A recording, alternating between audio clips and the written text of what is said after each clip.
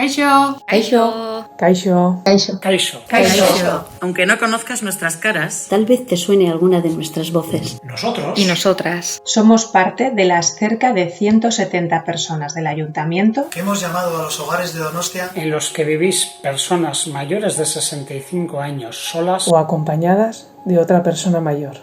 Queremos deciros que nos ha dado mucha tranquilidad saber que a pesar de las dificultades, la mayoría os encontráis bien. a quienes lo estáis pasando un poco peor. Esperamos que la información que os hemos facilitado Sobre los recursos de apoyo Os estén ayudando a sobrellevar mejor la situación. Desde aquí queremos enviaros un abrazo enorme.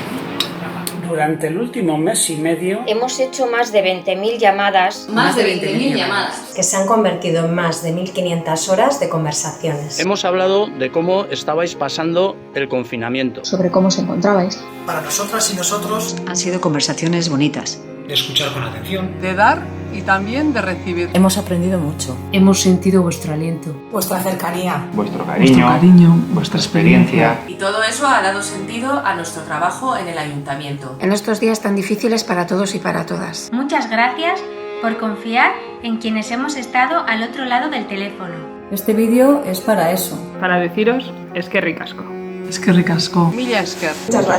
muchas gracias. es que ricasco. Mila esker. Mila esker. Es que ricasco. Es que ricasco. Es que ricasco. Mila esker. Eskerrik asko bihotzez.